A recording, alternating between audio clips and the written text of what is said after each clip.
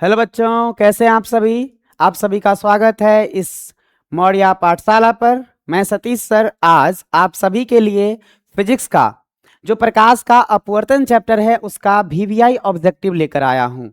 बच्चों, ये जो वीडियो है ना, ये आपके लिए अति महत्वपूर्ण होने वाला है, क्योंकि इस वीडियो में मैं उन सभी मोस्ट इंपॉर्टेंट क्वेश्चंस जो ऑब्जेक्टिव में पूछे जाते हैं आपके एग्जाम में, जो बार बार पूछे गए हैं, उन क्वेश्चनों को मैंने शामिल किया है, उन क्वेश्चंस को मैंने शामिल किया है।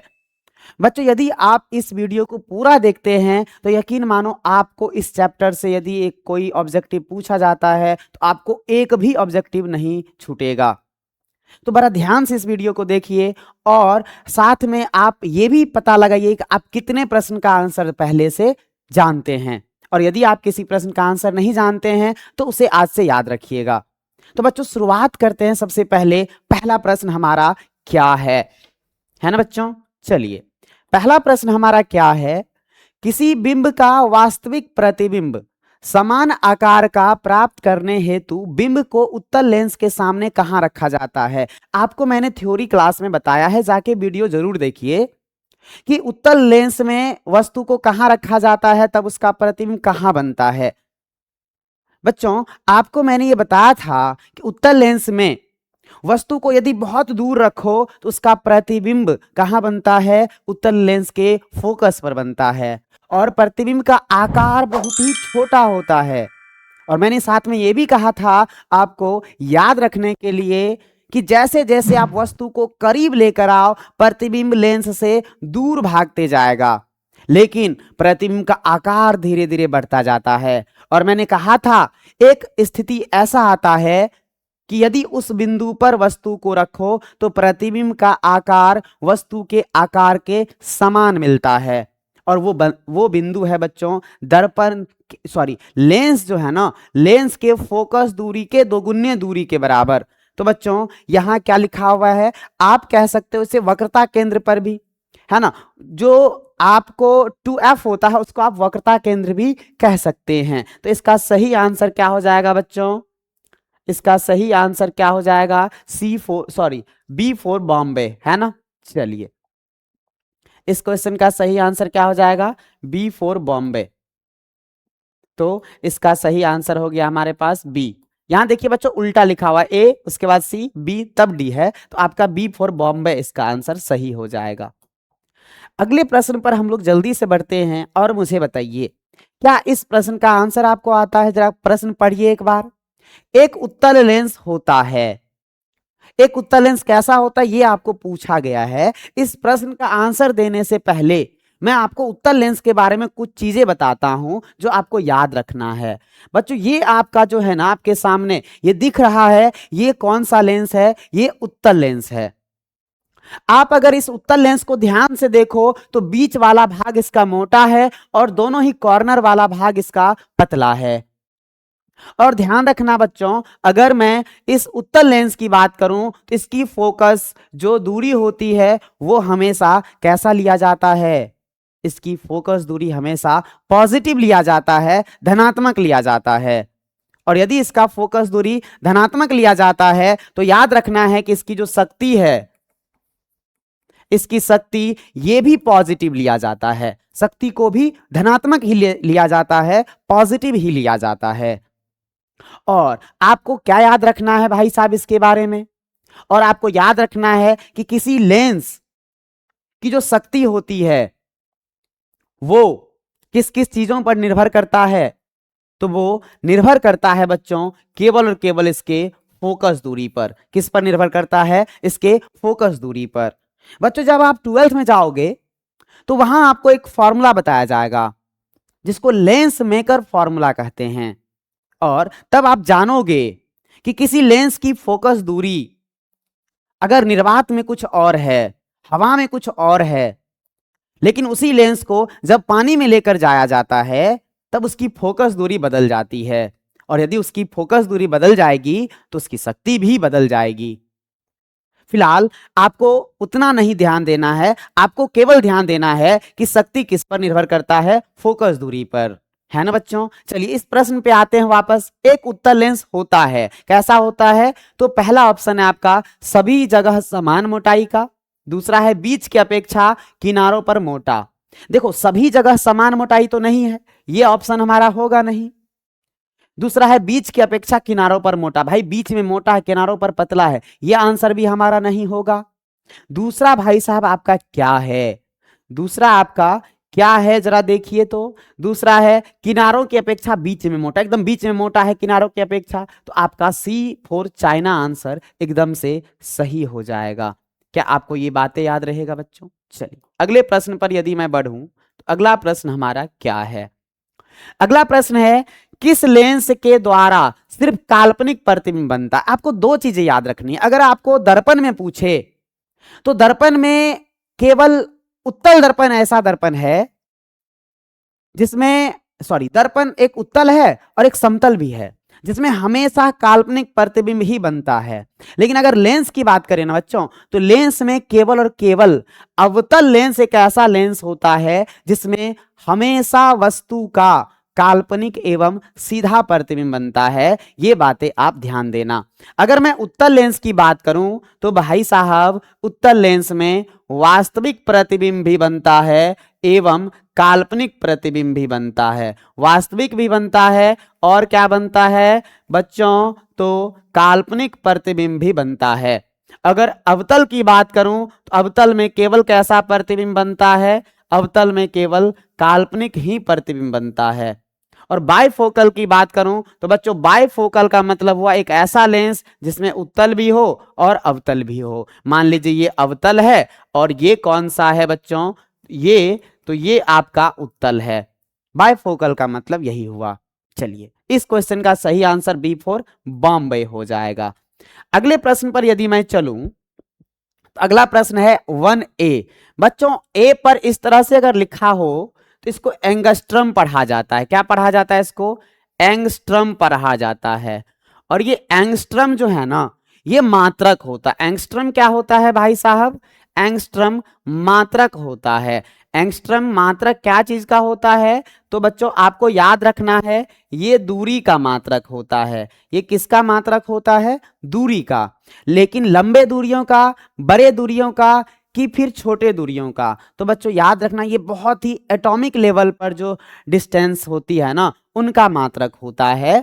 और एक एंगस्ट्रम जो है ना बच्चों, ये लगभग लगभग 10 के पावर -10 मीटर के इक्वल होता है। आप देख सकते हो कितना छोटे दूरी को हम एक एंगस्ट्रम कहते हैं।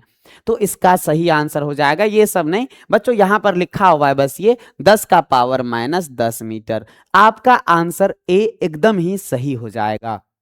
चलिए अगले प्रश्न पर यदि मैं आपको लेकर चलूं तो अगला प्रश्न हमारा क्या कहता है? निर्वात में प्रकाश की चाल पूछा है। आपको यहां यह ध्यान रखना है कि प्रकाश की चाल सबसे ज्यादा निर्वात में होती है और 3 लाख किलोमीटर पर सेकेंड होता है। बच्चों आपको कितना याद रखना है?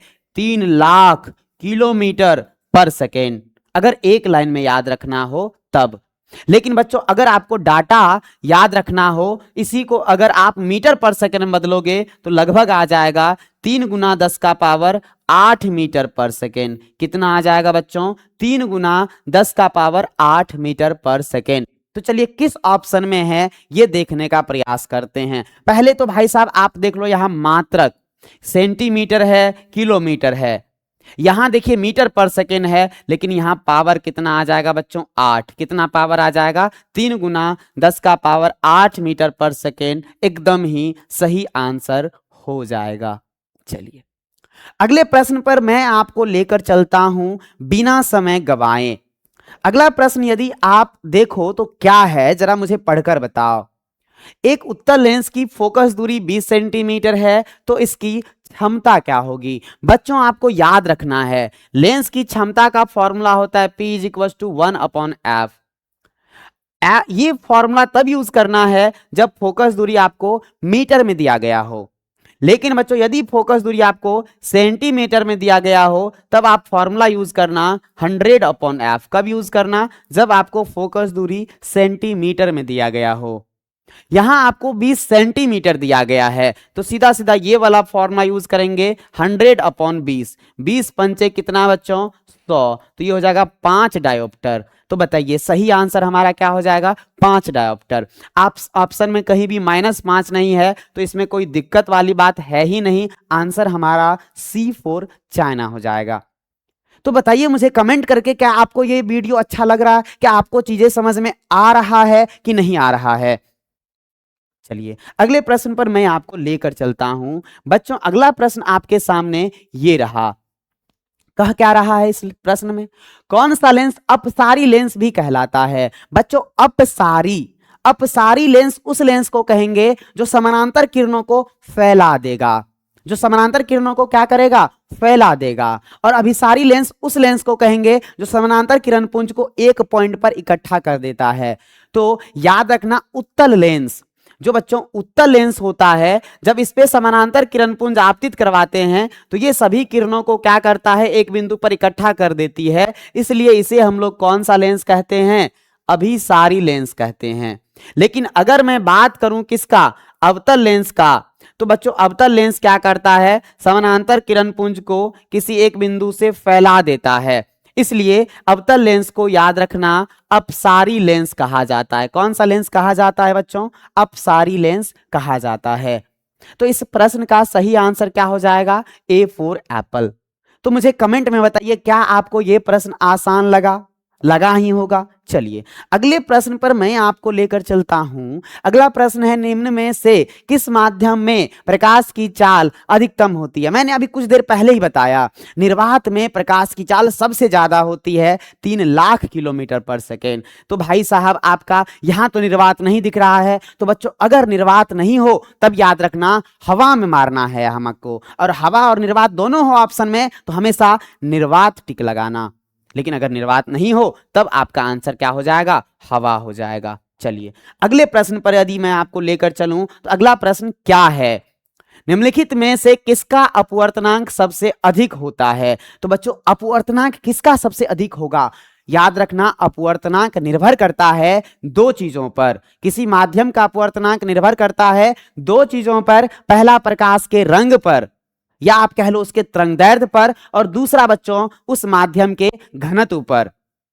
समझ रहे हैं? तो आप पहले मुझे बताओ, ऑप्शन आपका है वायु, बर्फ, कांच, हीरा। अगर बच्चों वायु की बात करो तो इसका अपवर्तनांक लगभग 1 होता है। बर्फ की बात करो बच्चों तो बर्फ जो है एक तरह से पानी है, तो इसका लगभग कितना आएगा? 1.33 आएगा। कांच का जो है ना 1.5 होता है, और अगर मैं हीरा की बात करूं तो 2.42 होता है। आप इस डाटा से देख सकते हैं कि जो हीरा है ना इसका अपवर्तनांक सबसे ज्यादा है।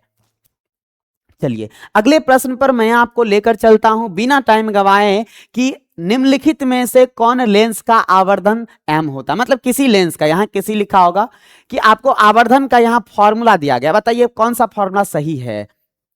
बच्चों मैं आपको याद दिलाता हूं, अगर दर्पण की बात करें तब m के लिए फॉर्मूला याद रखना -v/u। लेकिन अगर भाई साहब आपके सामने लेंस की बात करें तो m का फॉर्मूला याद रखना क्या? v/u। क्या याद रखना बच्चों? v/u। याद रखना दर्पण में माइनस होता है, लेंस में माइनस का साइन नहीं होता है। चलिए तो बताइए इसका आंसर डी फॉर दिल्ली नहीं हो जाएगा क्या? ये तीनों ही ऑप्शन आपका एकदम सरासर गलत है। अगले प्रश्न पर मैं आपको लेकर चलता हूं बिना टाइम गवाए। अगला प्रश्न हमारा क्या है? वायु में प्रकाश की चाल निर्वात की अपेक्षा होती है कम। याद रखना मैंने आपको अभी बताया कि अगर आपको प्रकाश की चाल पूछे किस माध्यम में सबसे ज्यादा होती है, और ऑप्शन में अगर आपको निर्वात दिखे, हवा दिखे, निर्वात टिक लगाना। लेकिन अगर ऑप्शन में केवल हवा दिखे, हवा टिक लगाना। लेकिन अगर बच्चों पूछे कि हवा और निर्वात में दोनों में किस में ज्यादा, तो निर्वात में ज्यादा, हवा में कम। तो पूछा है क्या? वायु में प्रकाश की चाल निर्वात की अपेक्षा कम होती है भाई साहब। क्या होती है? कम होती है। निर्वात में ज्यादा, हवा में कम। अगले प्रश्न पर मैं आपको लेकर चलता हूं। अगला प्रश्न हमारा क्या है? अगला प्रश्न हमारा क्या है? प्रकाश की चाल विभिन्न माध्यमों में, पहला है क्या समान होता है? एकदम नहीं, कभी नहीं हो सकता है समान। अगर आपको दौड़ने बोले पानी में, हवा में, जमीन पर, बालू में, रोड पर, क्या आप सभी जगहों पर समान चाल से दौड़ सकते हैं? आंसर है नहीं। भाई साहब वही चीजें हैं कि प्रकाश की चाल क्या सभी माध्यमों में समान होती है? आंसर है नहीं। समान होता है नहीं, ए और बी दोनों भिन्न भिन्न होती है। आपका आंसर होगा भिन्न भिन्न होती है। सभी माध्यमों में प्रकाश अलग अलग चाल से चलती है। चलिए अगले प्रश्न पर यदि मैं आपको लेकर चलूं तो अगला प्रश्न हमारा कहता है तालाब का जल कम गहरा दिखाई देने का कारण है बच्चों अपवर्तन। अपवर्तन अपवर्तन रट लो। मैं कुछ घटनाएं बता रहा हूं जो सीधा का सीधा अपवर्तन से संबंधित है। जैसे अगर जल से भरी बाल्टी में कोई छड़ी डुबाया जाता है और वो छड़ी मुड़ा हुआ प्रतीत होता है तो बच्चों उसका एकमात्र कारण है प्रकाश का अपवर्तन। दूसरा, अगर मान के चलो पानी से भरी बाल्टी कम गहरा प्रतीत होता है तो बच्चों उसका एकमात्र कारण है प्रकाश का अपवर्तन। अगर कोई मछुआरा मछली पकड़ रहा है और उसे मछली पकड़ने में कठिनाई हो रही है, मछली को वो सही से निशाना नहीं बना पा रहा है, तो उसका एकमात्र कारण है प्रकाश का अपवर्तन। तो बच्चों अपवर्तन से संबंधित ये सारी घटनाएं हैं जो आपको याद रखने हैं। तो इसमें पूछ क्या रहा है कि तालाब का जल कम गहरा दिखाई देता है। वास्तव में आप देखे होंगे अक्सर जब तालाब में जाते होंगे तो आपको लगता होगा अच्छा अच्छा इसका तलहटी तो ऊपर आ गया, लेकिन वास्तव में ऐसा होता नहीं है। वो अपवर्तन के कारण आपको उस तलहटी का, वो जो तालाब का तलहटी है, तलछट है, वो आपको थोड़ा ऊपर उठा हुआ प्रतीत होता है। वास्तव में वो उसका प्रतिबिंब होता है। चलिए अगले प्रश्न पर यदि मैं आपको लेकर चलूं तो अगला प्रश्न हमारा क्या है भाई साहब, लेंस के मुख्य फोकस की संख्या कितनी होती है? याद रखना अगर लेंस की बात करें तो लेंस में मुख्य फोकस की संख्या 2 होती है। लेंस में मुख्य फोकस की संख्या कितनी होती है बच्चों? 2 होती है। और अगर दर्पण की बात करें तो दर्पण में मुख्य फोकस की संख्या केवल और केवल 1 होती है। बताइए क्या आपको याद रहेगा? याद रखना है क्योंकि एग्जाम में आएगा आएगा। छाप लो छाप लो छाप लो। चलिए अगले प्रश्न पर यदि मैं आपको लेकर चलूं तो क्या कहता है अगला प्रश्न, अवतल लेंस का आवर्धन बराबर होता है। भाई साहब वही बात तो हो गई, अभी कुछ देर पहले आवर्धन के बारे में हम लोग पढ़े थे। चाहे लेंस को न हो, अगर आवर्धन पूछे तो लेंस में बच्चों भी अपॉन यू होता है और दर्पण में क्या होता है? माइनस भी अपॉन यू होता है। ये दर्पण के लिए, ये लेंस के लिए। तो बताइए क्या हो जाएगा? यू अपॉन भी तो होगा नहीं, यू भी तो होगा नहीं, यू प्लस भी तो होगा नहीं। नॉन ऑफ दीज इसका सही आंसर होगा। गलती से आप लोग यू बटे भी मार के मत आ जाना, ध्यान से देखना ऑप्शन को। ऊपर में भी रहना चाहिए, नीचे में यू रहना चाहिए। अगले प्रश्न पर मैं आपको लेकर चलता हूं। अगला प्रश्न क्या है? अगला प्रश्न है बच्चों आपका, निम्नलिखित में किस लेंस को अभिसारी लेंस कहा जाता है? कुछ देर पहले मैंने बताया उत्तल लेंस प्रकाश की किरणों को एक जगह इकट्ठा करती है, मोड़ती है, इसलिए हम इसे अभिसारी लेंस कहते हैं। और अवतल लेंस जो है ना, ये समानांतर किरण पुंज को फैलाती है, इसलिए इसे अवतल लेंस कहा जाता है। तो बच्चों आपका इसमें पूछा अभिसारी लेंस कौन सा होगा, तो उत्तल लेंस आपका सही आंसर हो जाएगा। अगले प्रश्न पर यदि मैं आपको लेकर चलूं तो अगला प्रश्न क्या कहता है, निम्न में से कौन सा पदार्थ लेंस बनाने के लिए प्रयुक्त नहीं किया जा सकता है? बच्चों कभी भी हम जो है ना, ये जो मिट्टी है, मिट्टी का प्रयोग लेंस बनाने के लिए नहीं करते हैं। जल, कांच, प्लास्टिक, इन सब से तो लेंस आसानी से बना सकते हैं, लेकिन भाई साहब याद रखना मिट्टी का प्रयोग हम लोग लेंस बनाने के लिए नहीं करते हैं। अगले प्रश्न पर यदि मैं आपको लेकर चलूं तो अगला प्रश्न हमारा क्या है? अगला प्रश्न है, उत्तल लेंस द्वारा आवर्धित काल्पनिक प्रतिबिंब तब बनता है जब वस्तु रहती है। कह रहा उत्तल लेंस द्वारा आवर्धित काल्पनिक प्रतिबिंब तब बनता है जब वस्तु रहती है कहां पर? अनंत पर, फोकस और लेंस के बीच, फोकस पर, फोकस दूरी और दुगुनी फोकस दूरी के बीच। कह रहा है उत्तल लेंस में आवर्धित काल्पनिक प्रतिबिंब। बच्चों अगर आप उत्तल लेंस के द्वारा बने प्रतिबिंब की अलग अलग स्थितियों को याद रखोगे तो आपको याद होगा उत्तल लेंस में केवल एक स्थिति ऐसा होता है जब वस्तु का काल्पनिक सीधा एवं वस्तु से बड़ा मतलब आवर्धित प्रतिबिंब बनता है, और वो स्थिति होता है जब वस्तु को लेंस और फोकस के बीच रखा जाता है। तो आपका आंसर क्या हो जाएगा बच्चों? लेंस और फोकस के बीच। तो क्या है? फोकस और लेंस के बीच। देखिए ऑप्शन बी में एकदम लिखा हुआ है फोकस और लेंस के बीच। चलिए अगले प्रश्न पर मैं आपको लेकर चलता हूं। अगला प्रश्न हमारा क्या है?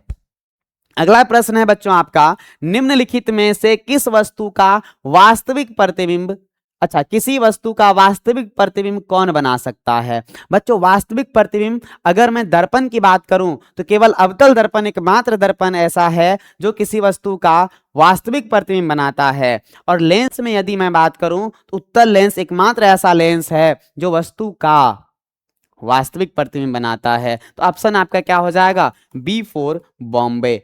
अगले प्रश्न पर यदि मैं आपको लेकर चलूं तो अगला प्रश्न क्या है हमारा, किसी बिंदु वस्तु से निकलकर किरणें किसी लेंस से अपवर्तित होकर जिस बिंदु पर मिलती है उसे क्या कहते हैं? उसे प्रतिबिंब बिंदु कहते हैं। अगर वो किरण वस्तु बिंदु से निकली है, बिंदु वस्तु से निकली है और लेंस से अपवर्तन के बाद अगर किसी बिंदु पर मिलती है वो किरणें, तो बच्चों उस बिंदु को प्रतिबिंब बिंदु कहते हैं। उस बिंदु को क्या कहते हैं? प्रतिबिंब बिंदु कहते हैं। क्या ये बात याद रहेगा आप सबको? चलिए अगले प्रश्न पर मैं आपको लेकर चलता हूं। अगला प्रश्न हमारा क्या है?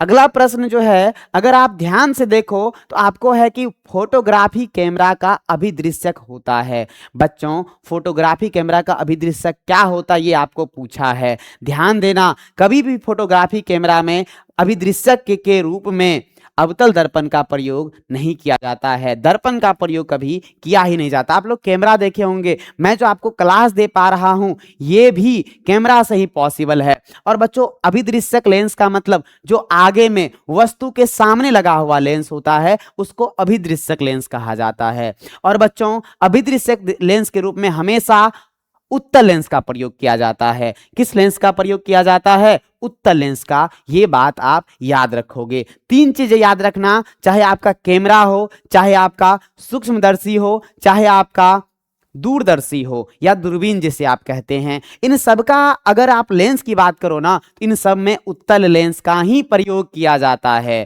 किस लेंस का प्रयोग किया जाता है? उत्तल लेंस का प्रयोग किया जाता है।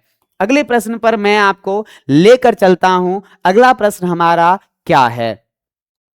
कह रहा है किसी गोलीय दर्पण तथा किसी पतले गोलीय लेंस दोनों की फोकस दूरियां -15 सेंटीमीटर है। बच्चों एक कह रहा है कि गोलीय दर्पण है और दूसरा कह रहा है गोलीय लेंस है और दोनों की फोकस दूरी -15 सेंटीमीटर है। समझ गए आप? तो कह रहा है दर्पण तथा लेंस संभवतः, आपको दर्पण और लेंस की प्रकृति पूछी है कि कौन सा दर्पण हो सकता है और कौन सा लेंस हो सकता है।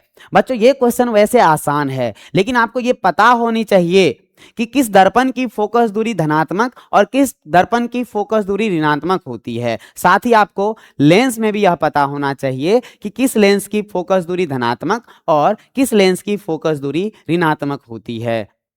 बच्चों अगर आप ध्यान से देखो तो मैंने आपको यह कहा था अगर मैं उत्तल लेंस की बात करूं तो उत्तल लेंस का फोकस इस साइड होता है।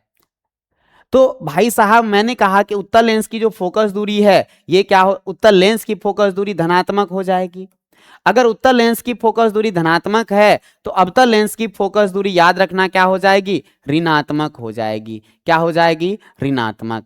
अगर मैं दर्पण की बात करूं तो ये बच्चों आपका अवतल दर्पण है। कौन सा दर्पण है? अवतल। अवतल दर्पण में फोकस इधर ही होता है। अगर अवतल दर्पण में फोकस इधर है तो बच्चों ये तो माइनस में आएगा। तो आपको क्या याद रखना है? चाहे लेंस हो या दर्पण हो, अगर वो अवतल है तो उसका फोकस दूरी माइनस में होगा। उसका फोकस दूरी किस में होगा? माइनस में। और अगर वो अवतल है तो फोकस दूरी माइनस में, और अगर ये उत्तल है तब उसका फोकस दूरी प्लस में होगा। तो इसमें कह रहा -15 सेंटीमीटर, तो याद रखना दोनों ही क्या हो जाएंगे? अवतल हो जाएंगे। दोनों ही क्या हो जाएंगे? अवतल हो जाएंगे। चलिए अगले प्रश्न पर मैं आपको लेकर चलता हूं। अगला प्रश्न क्या है?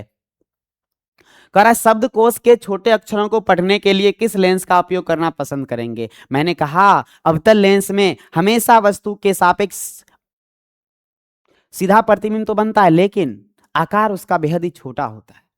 तो बच्चों अगर आपको डिक्शनरी, जो शब्दकोश आप है ना, डिक्शनरी जिसे आप कहते हो, उसके छोटे छोटे अक्षरों को पढ़ना है बड़ा करके, तो इसके लिए आप अवतल लेंस का तो प्रयोग करोगे नहीं। और जब अवतल लेंस का नहीं करोगे तो बच्चों उत्तल लेंस का करना है। लेकिन आपको एकदम उत्तल अवतल दिया ही नहीं है भाई साहब, आपको एकदम दिया है 50 सेंटीमीटर फोकस दूरी का अवतल लेंस, 50 सेंटीमीटर फोकस दूरी का अवतल लेंस। देखो यहां उत्तल है, यहां अवतल है। पहली बात कि अवतल वाला ऑप्शन को हटाओ। दूसरा है 5 सेंटीमीटर फोकस दूरी का अवतल लेंस, और फिर है 5 सेंटीमीटर फोकस दूरी का अवतल लेंस। अब मैं आपको बताता हूं, अवतल लेंस वाला तो हटेगा, इन दोनों में अब चूज करना है कि कौन से ऑप्शन को टिक लगाना है। बच्चों अगर आप 50 सेंटीमीटर फोकस दूरी का अवतल लेंस लेते हो, 50 सेंटीमीटर फोकस दूरी का अवतल लेंस लेते हो, तो देखो आप यहां ज्यादा वहां किताब रखो, यहां से भी ऐसे लेंस लगा के पढ़ सकते हो। क्यों? क्योंकि उत्तल लेंस में अगर आपको सीधा प्रतिबिंब दिखना है तो वस्तु को फोकस और लेंस के बीच होना चाहिए। तो आप यहां वहां किताब रख के यहां से भी देख सकते हो, मतलब 50 सेंटीमीटर के अंदर कहीं भी वस्तु को रखो आपको इसका प्रतिबिंब दिख जाएगा, है ना। लेकिन अगर 5 सेंटीमीटर फोकस दूरी चूज करते हो तब आप एकदम सटा के देखना होगा, किसको? लेंस को एकदम किताब से सटा कर रखना होगा। तो आप बताओ आपको कौन सा ज्यादा पसंद है? बच्चों अधिकतर आदमी तो 5 सेंटीमीटर छोटे फोकस दूरी वाले उत्तल लेंस का प्रयोग करता है। क्यों? क्योंकि इसकी शक्ति ज्यादा होती है, ये प्रतिबिंब को ज्यादा बड़ा करके दिखाएगा। क्योंकि अभी अभी आपने पढ़ा कि लेंस की क्षमता जो है ना उसके फोकस दूरी के व्युत्क्रम होता है। अगर उसकी फोकस दूरी कम है तो उसकी शक्ति ज्यादा होगी। इसलिए बच्चों अधिकतर लोग छोटे फोकस दूरी वाले उत्तल लेंस का प्रयोग करते हैं। नहीं, चलिए अगले प्रश्न पर यदि मैं आपको लेकर चलूं तो अगला प्रश्न हमारा क्या है? प्रकाश का चाल न्यूनतम किसमें होता है? बच्चों आपको न्यूनतम पूछ रहा है। याद रखना जिस माध्यम का अपवर्तनांक ज्यादा होता है उस माध्यम में प्रकाश की चाल सबसे कम होती है। अगर मैं निर्वात की बात करूं इसमें तो सबसे ज्यादा यह ऑप्शन होगा नहीं। जल की बात करूं तो इसका अपवर्तनांक 1.33, वायु की बात करूं तो इसका अपवर्तनांक 1, कांच की बात करूं तो इसका अपवर्तनांक 1.5। तो आप बताओ, याद रखना जिस माध्यम की अपवर्तनांक अधिक हो उस माध्यम में प्रकाश की चाल सबसे कम होती है। आपका इसमें आंसर क्या हो जाएगा? D for Delhi. तो बताइए क्या आपको ये चीजें समझ में आ रहा है? एक पारदर्शी गोलीय कवच की बाहरी त्रिज्या 20 सेंटीमीटर तथा भीतरी त्रिज्या 19.8 सेंटीमीटर है। त्रिज्या आपतित प्रकाश के लिए यह कैसा व्यवहार करेगा? भाई साहब इसमें आपको कंफ्यूजन बहुत ज्यादा दिया गया है, क्योंकि अगर आप बात करो कोई भी लेंस की, चाहे वो उत्तल लेंस हो चाहे वो अवतल लेंस हो, आपने क्या पढ़ा है? यदि कोई किरण त्रिज्यतः आपतित हो मतलब कि एकदम इसके एक सेंटर से होकर गुजरे तो उसका अपवर्तन नहीं होगा, चाहे वो उत्तल लेंस हो चाहे वो अवतल लेंस हो। बच्चों त्रिज्यतः आपतित या रेडियली इंसिडेंट का मतलब होता है कि प्रकाश की किरण उसके सेंटर से होकर गुजर रहा है, उसके केंद्र से होकर गुजर रहा है। और जब उसके प्रकाशिक केंद्र या सेंटर से होकर गुजरता है कोई भी प्रकाश की किरण, तब उसका अपवर्तन नहीं होता है, जनरली नहीं होता है। लेकिन आप देखे होंगे पानी का जो बुलबुला है उसके केंद्र से अगर कोई प्रकाश की किरण गुजरती है तो उसका भी थोड़ा अपवर्तन होता है, और वो अपवर्तन कैसा होता है? वैसा ही अपवर्तन होता है जैसा अवतल लेंस में होता है, क्योंकि पानी का बुलबुला अवतल लेंस की भांति व्यवहार करता है। तो आपको यहां अगर ऐसा कभी क्वेश्चन में आए तो बच्चों आप हमेशा मारना कि वो जो आपका लेंस है वो अवतल लेंस की भांति व्यवहार करता है, अवतल लेंस की भांति व्यवहार करता है। इस क्वेश्चन का सही आंसर क्या हो जाएगा? D for Delhi. अगर मैं अगले क्वेश्चन पर आपको लेकर चलूं तो अगला क्वेश्चन हमारा क्या है? निम्न में कौन लेंस की क्षमता का मात्रक है? बच्चों मैंने आपको बताया कि लेंस की क्षमता क्या है, तो किसी लेंस के द्वारा प्रकाश की किरण को अभिसरित या अपसरित करने की क्षमता लेंस की क्षमता कहलाती है। और इसका अगर ऐसा ही मात्रक पूछे तो डायोप्टर होता है। बच्चों याद रखना है एक डायोप्टर बराबर 1 मीटर इनवर्स होता है। डी फॉर दिल्ली इसका सही आंसर होगा। अगर मैं आपको अगले प्रश्न पर लेकर चलूं तो अगला प्रश्न हमारा क्या है? किसी लेंस द्वारा उत्पन्न आवर्धन का ऐसा ही मात्रक क्या होता है? बच्चों याद है आवर्धन क्या है? तो प्रतिबिंब की ऊंचाई एवं वस्तु की ऊंचाई के अनुपात को आवर्धन कहा जाता है। आवर्धन देखो एक अनुपात है, किसका? दो समान राशियों का। और अगर ये दो समान राशियों का अनुपात है तो इसका मतलब इसका कोई भी मात्रक नहीं होता है। तो आपको याद रखना है, इसका कोई मात्रक नहीं होता है, यह एक मात्रक विहीन राशि है, यह एक यूनिटलेस क्वांटिटी है। इस क्वेश्चन का सही आंसर D4 दिल्ली हो जाएगा। अगर मैं आपको अगले क्वेश्चन पर लेकर चलूं तो हमारा अगला क्वेश्चन क्या है, किसी माध्यम के अपवर्तनांक का मान क्या होता है।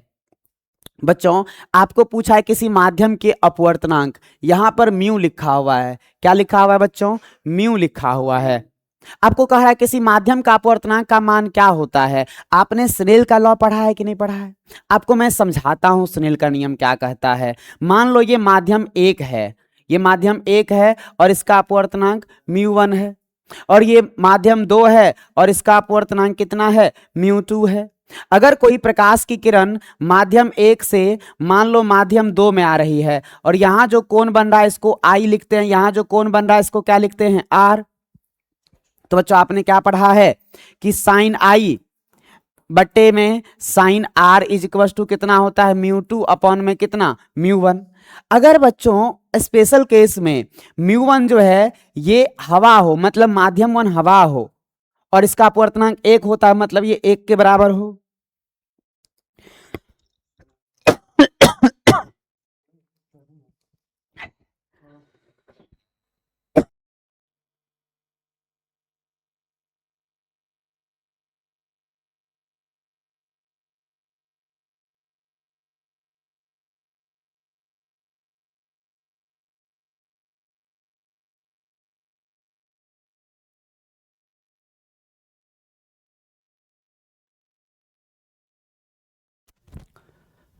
बच्चों आप जानते हैं कि हवा का अपवर्तनांक कितना होता है? 1 होता है।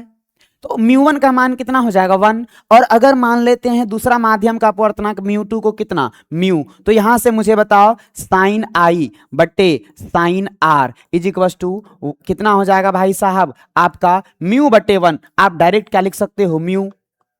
तो इसका सही आंसर क्या हो जाएगा? पहला है साइन I बटे साइन R, ये बट्टे है। दूसरा है साइन R बटे साइन I। तीसरा है साइन I गुना साइन R, गुना वाला होगा नहीं। तो आपका सही आंसर क्या हो जाएगा? साइन I बटे sine R। A for apple इसका सही आंसर होगा। चलिए अगले प्रश्न पर यदि मैं चलूं तो अगला प्रश्न हमारा क्या है, प्रकाश के अपवर्तन के कितने नियम है? बच्चों इस तो बच्चा को पता है भाई साहब, 2 नियम होते हैं। प्रकाश के अपवर्तन का 2 नियम होता है। लेंस की क्षमता का ऐसा मात्रक, अभी अभी मैंने कहा कि लेंस की क्षमता का ऐसा मात्रक डायोप्टर होता है भाई साहब। क्या होता है? डायोप्टर होता है, डायोप्टर होता है, डायोप्टर होता है। नहीं, चलिए चलिए अगले प्रश्न पर यदि मैं बढ़ूं तो अगला प्रश्न हमारा क्या है, हीरे का अपवर्तनांक कितना होता है? मैंने आपको एक डाटा बताया है कि हीरे का अपवर्तनांक 2.42 होता है। आप याद रखना, अगर आपको हवा का अपवर्तनांक पूछे तो हवा का अपवर्तनांक बच्चों 1 होता है। अगर आपको कांच का अपवर्तनांक पूछे, अगर आपको कांच का अपवर्तनांक पूछे तो 1.5 होता है। अगर आपको पानी का अपवर्तनांक पूछे तो याद रखना बच्चों कितना? 1.33 होता है। अगर आपको हीरा का अपवर्तनांक पूछे तब याद रखना 2.42 होता है। तो बताओ क्या ये डाटा याद रहेगा?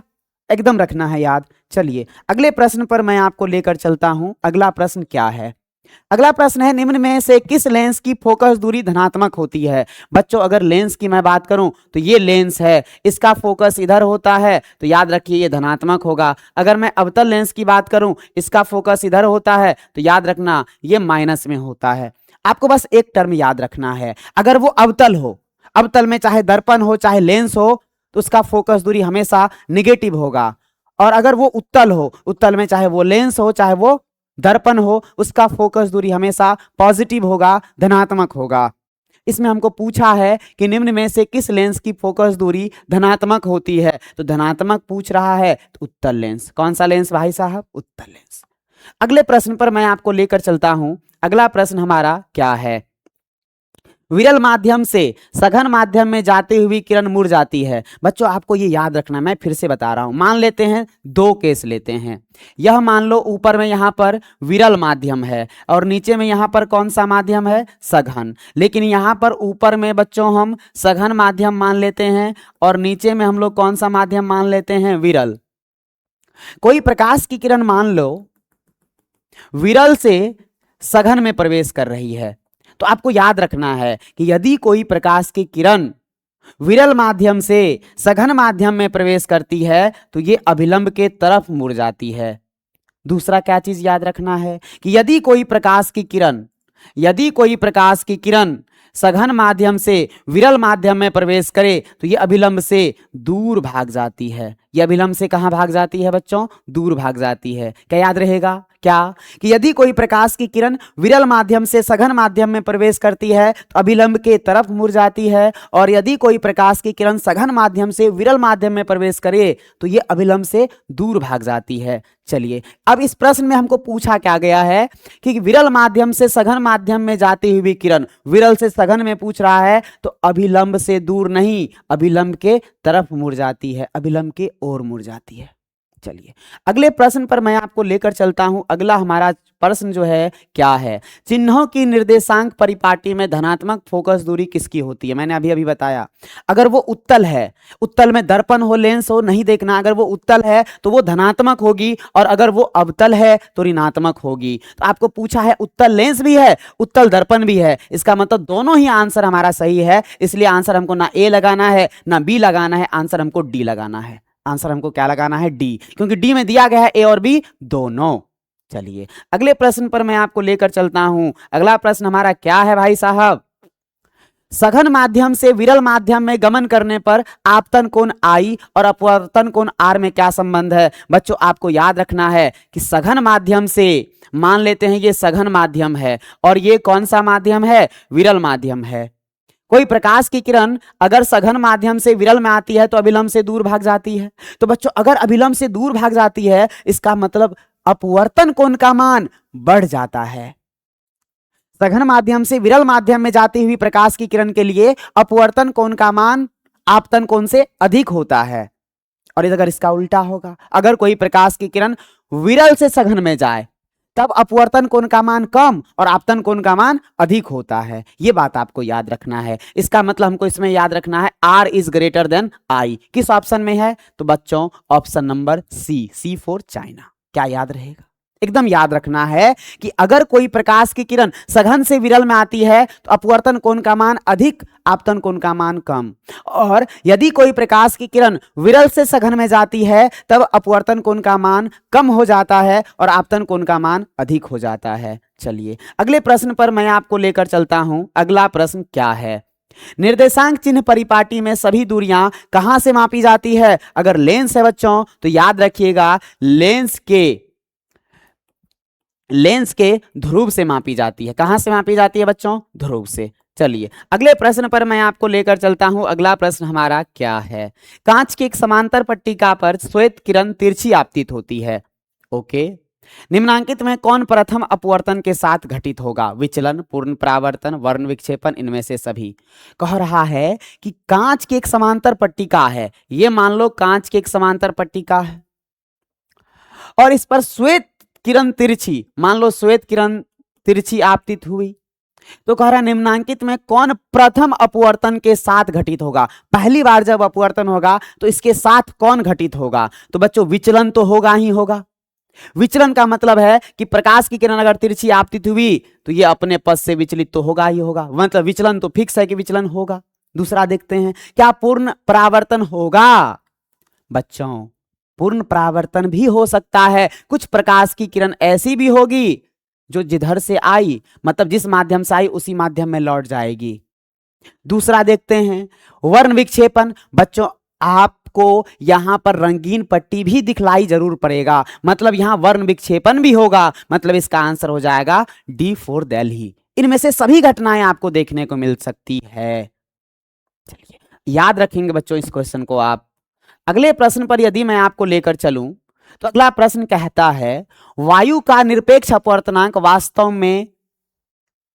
में एक से अधिक होता है। अगर वास्तव में कहूं थोड़ा एक से अधिक, लेकिन हम लोग हमेशा मानते हैं एक के क्या? बराबर। एक के क्या मानते हैं? बराबर। चलिए, अगले प्रश्न पर अगर मैं आपको लेकर चलूं तो अगला प्रश्न हमारा क्या है? अगला प्रश्न है बच्चों, प्रकाश की किरण को मोड़ने की क्षमता, भाई साहब मैंने तो बताया प्रकाश की किरण को मोड़ने की क्षमता लेंस की क्षमता कहलाती है। नहीं, चलिए ए फॉर एप्पल इसका सही आंसर था। वायु में अभिसारी लेंस है, वायु में अभिसारी लेंस है। कांच का अवतल लेंस, कांच का समतलोवत्तल लेंस, समतलोवत्तल होगा। उसके बाद कांच का उत्तल लेंस, कांच का उत्तल लेंस। भाई साहब अभिसारी उत्तल लेंस को ही कहते हैं। अगले प्रश्न पर यदि मैं आपको लेकर चलूं तो अगला प्रश्न आपका है, निम्नलिखित में किसका अपवर्तनांक सबसे कम होता है? तो बच्चों आपको याद रखना है, जो आपका पानी है ना, पानी का अपवर्तनांक इसमें सबसे कम होता है 1.33। आगे मैं आपको लेकर चलता हूं। अगला आपने देखा, यहां तक हम लोग कर चुके हैं। जितने भी इंपॉर्टेंट एकदम पूछे गए, जो एक क्वेश्चन बार बार पूछे जाते हैं ना आपके बिहार बोर्ड एग्जाम में, वो क्वेश्चन मैं आज आपको करवाया हूं इस वीडियो में। तो बच्चों यदि आप इस चैनल पर नए हैं तो चैनल को सब्सक्राइब कीजिए। और आप सभी के लिए एक और जानकारी है कि हम लोग क्लास 10th के लिए फाउंडेशन बैच ला रहे हैं। बच्चों यदि आपके कोई भाई बहन या कोई आपके दोस्त जो इस बार क्लास 9th से 10th में जाएंगे और 2027 में बिहार बोर्ड का एग्जाम देंगे, उनके लिए हम लोग क्लास 10th का फाउंडेशन बैच ला रहे हैं मौर्या पाठशाला एप्लीकेशन पर। तो आप सभी मौर्या पाठशाला एप्लीकेशन जरूर डाउनलोड करें। और इस बैच का प्राइस एकदम ही मिनिमम है बच्चों, एकदम इस बैच का प्राइस 199 रुपए रखा गया है। तो आप सभी जल्दी से जाइए, आप अपने दोस्तों को शेयर कीजिए, आप अपने भाई को शेयर कीजिए और उनको इस क्लास को परचेज करवाइए, क्योंकि आपका बैच स्टार्ट हो रहा है कब से? 15 जनवरी से। कब से स्टार्ट हो रहा है बच्चों फाउंडेशन बैच? 15 जनवरी से स्टार्ट हो रहा है। इस बैच में आपको जितने भी टीचर हैं वो बहुत ही एक्सपीरियंस टीचर हैं। सभी विषयों की आपको गहनता से तैयारी करवाई जाएगी, इस तरीके से तैयारी करवाई जाएगी कि भविष्य में यदि आप किसी बड़े एग्जाम की तैयारी करो तो 10th लेवल पर जो चीजें हैं उनको समझने में आपको कोई भी परेशानी नहीं होने वाली है। चाहे वो मैथमेटिक्स हो, फिजिक्स हो, केमिस्ट्री हो, बायोलॉजी हो, या फिर बच्चों आपका एसएसटी का सब्जेक्ट हो, चाहे वो संस्कृत हिंदी ही क्यों ना हो, प्रत्येक विषयों की तैयारी इस बैच में एकदम ही जबरदस्त तरीके से कराई जाएगी। तो बच्चों मिलते हैं नेक्स्ट वीडियो में, आज के लिए इतना ही।